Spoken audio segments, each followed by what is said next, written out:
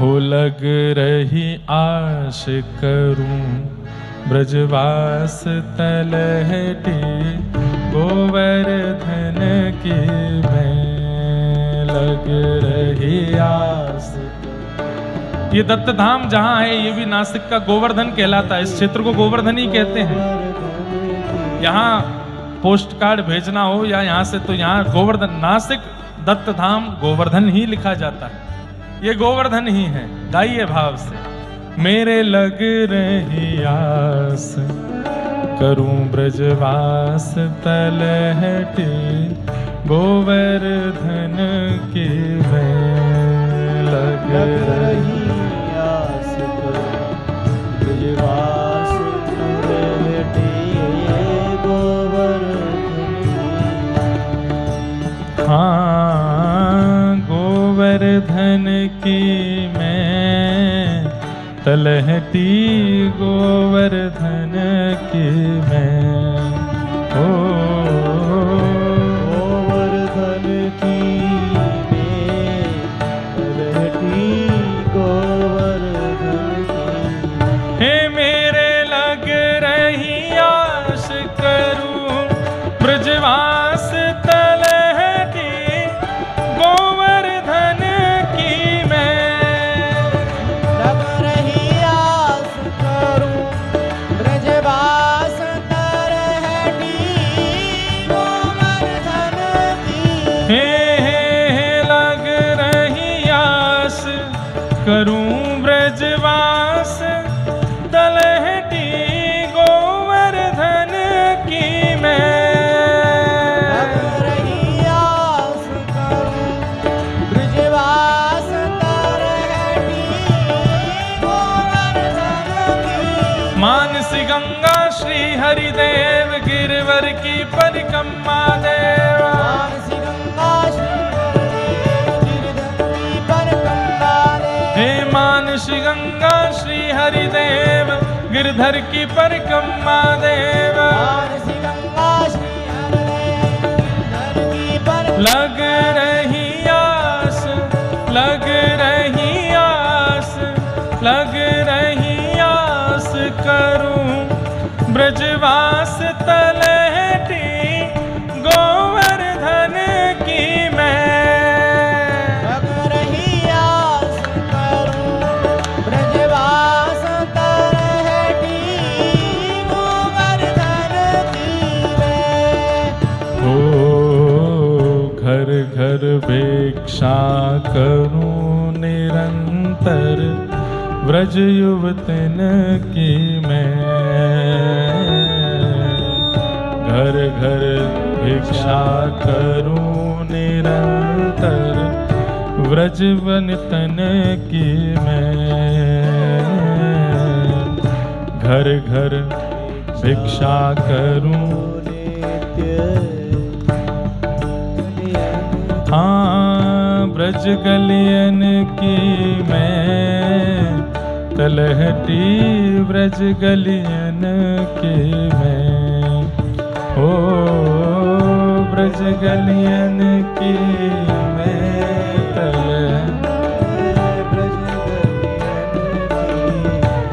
अरे हाँ ब्रजवासिन की मैं तलहटी ब्रजवासिन की मैं ओ ब्रजवासिन की मैं तलहटी ब्रजवासिन की हे लग रही आस करूं ब्रजवास तलहटी गोवर्धन की मैं लग रही आस करूं ब्रजवास तलहटी गोवर्धन की मैं ओ मेरे लग रही आस करूं ब्रजवास तलहटी गोवर्धन की मैं लग रही आस करूं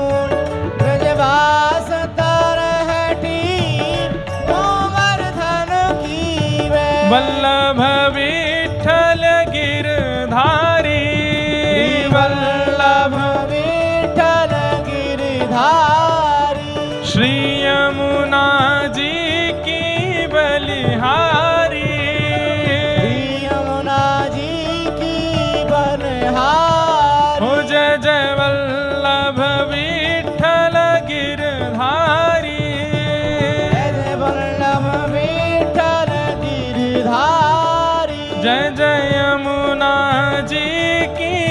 बलिहारी।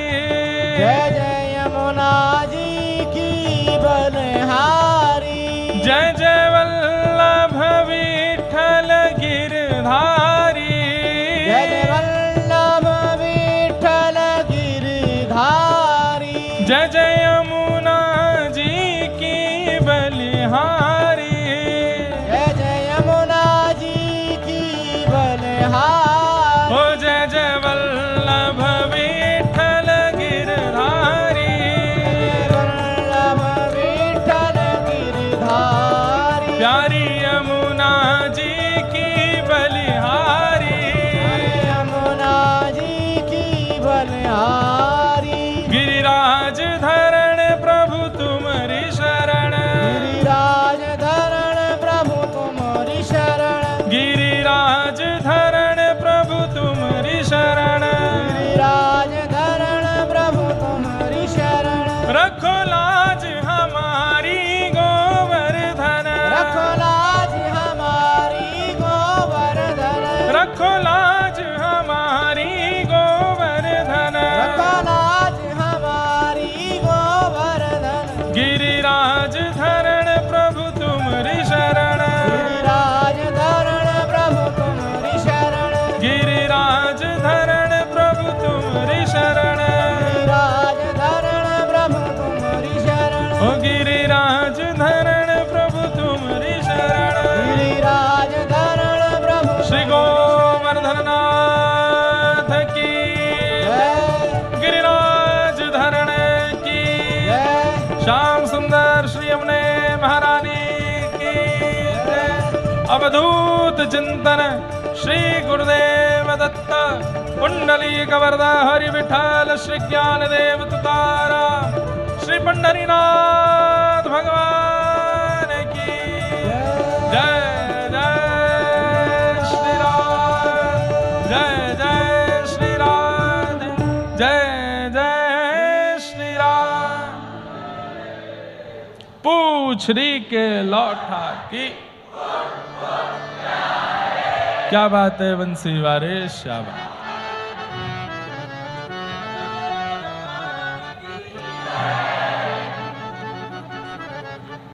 गोरज राजत सांवल अंग। गोरज राजत सांवल। गोरज राजत सांवल अंग। गोरज राजत देख सखी व्रज देवन आवत। देख सखी ब्रज दीवान आवत। देख सखी व्रज देवन आवत। देख सखी ब्रज दीवान आवत। गोविंद गोधन संग।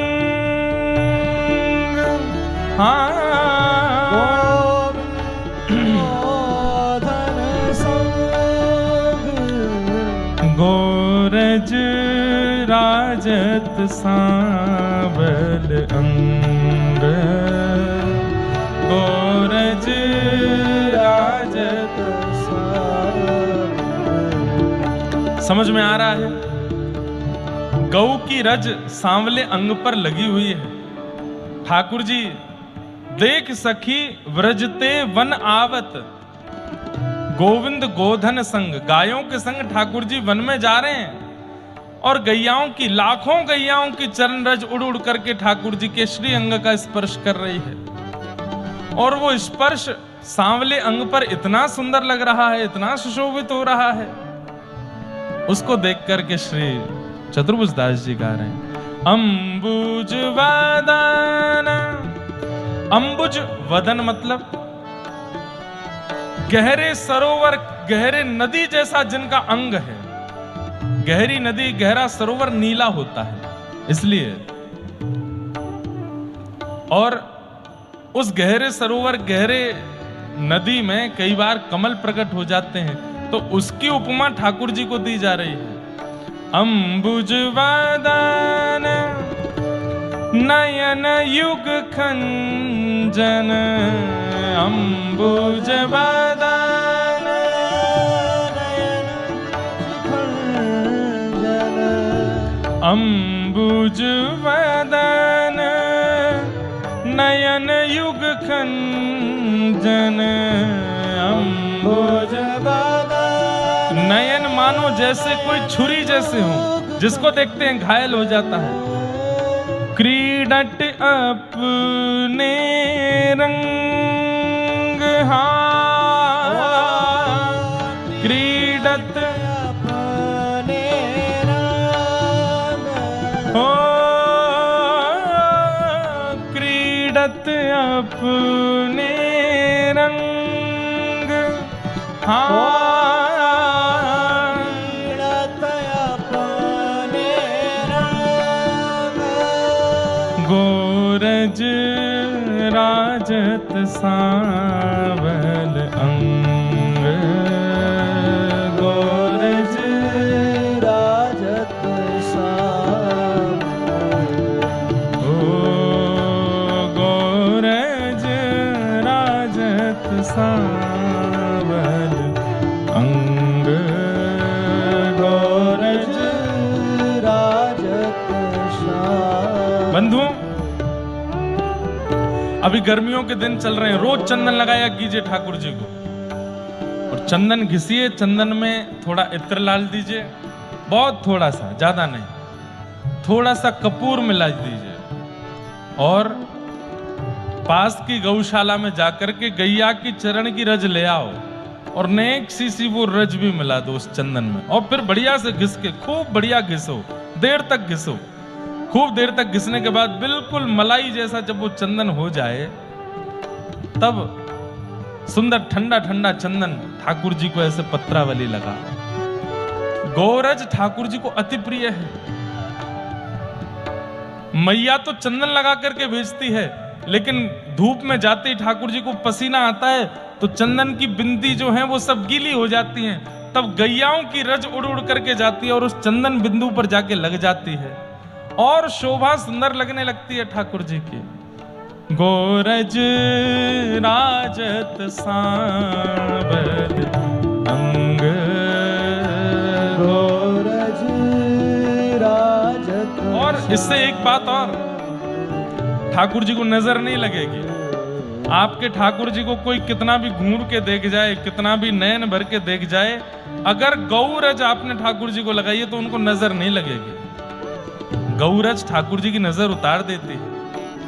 और जब चंदन नहीं भी लगाते हैं ना, तो भी गौरज थोड़ी सी भीतर लगा दिया करो, हल्की सी, ठाकुर जी के वक्ष पर, ठाकुर जी की भुजा पर, ठाकुर जी के माथे, ऐसी कि दिखे ना। कई लोग ना बात सुनकर के कथा में जाते हैं, फिर अति में सब कुछ कर देते हैं, वो फिर रूप भी नहीं बिगड़ना चाहिए ठाकुर जी का। हमने दीक्षा दी, दीक्षा के बाद हम सब अपने शिष्यों के माथा ही देखते हैं, तिलक कैसे लगाया है।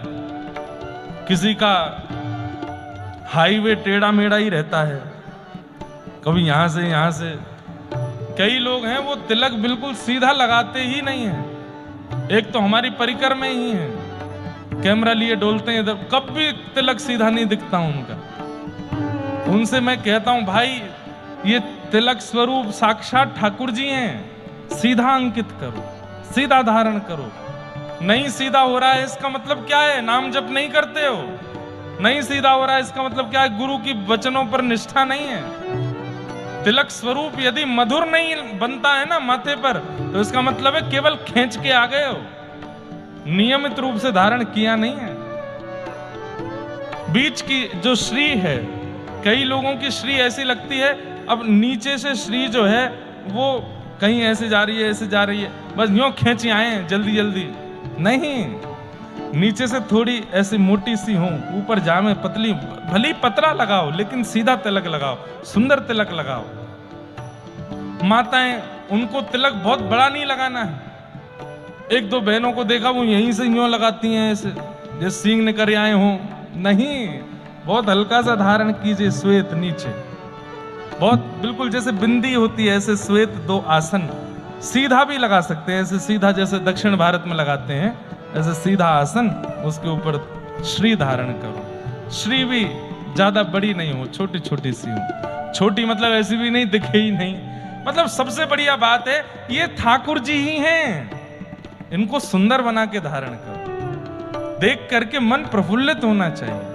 अब हम कभी रज का तिलक लगाते हैं, कभी पासा का तिलक लगाते हैं, आज ठाकुर जी का चंदन के साथ तो चंदन का तिलक धारण किया। चंदन व्रजरज या तीर्थ की रज और पासा जो श्वेत होता है, इनको लगाने की अनुमति है।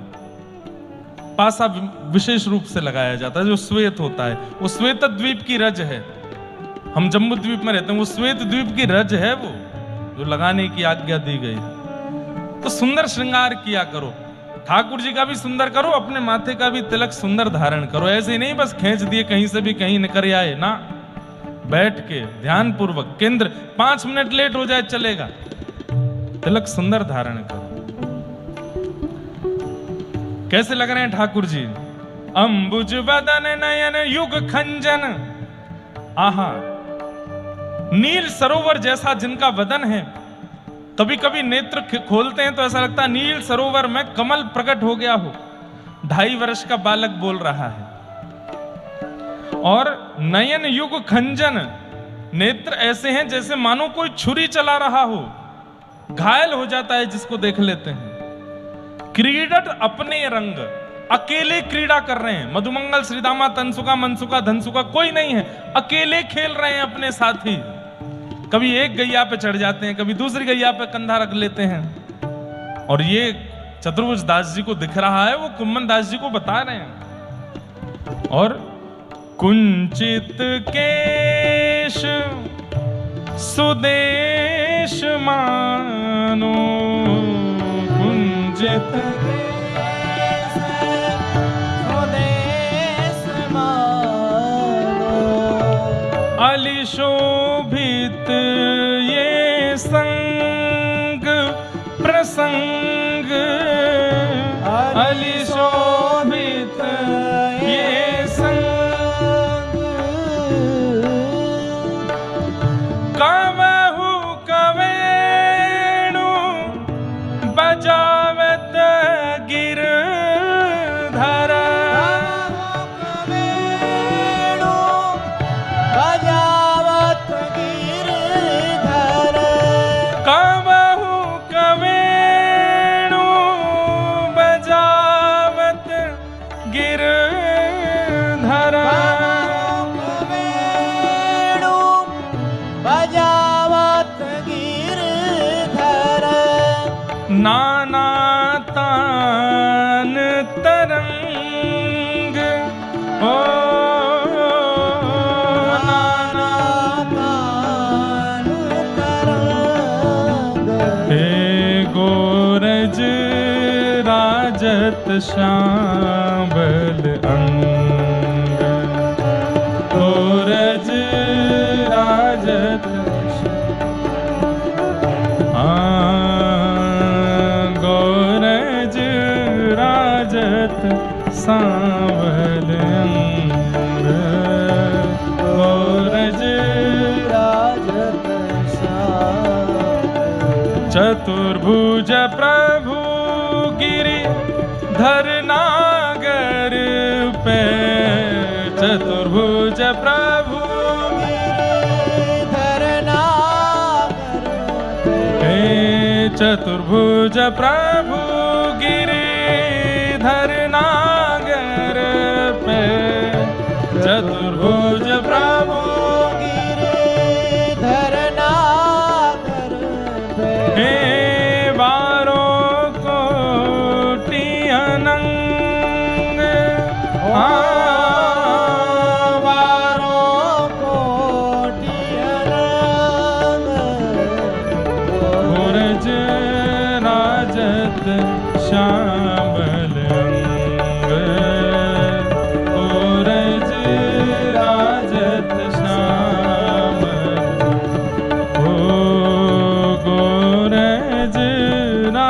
राजत श्यामल अंग गोरज राजत श्याम हे राजत श्यामल राजत श्याम ओ राजत श्यामल राजत श्याम हे राजत श्यामल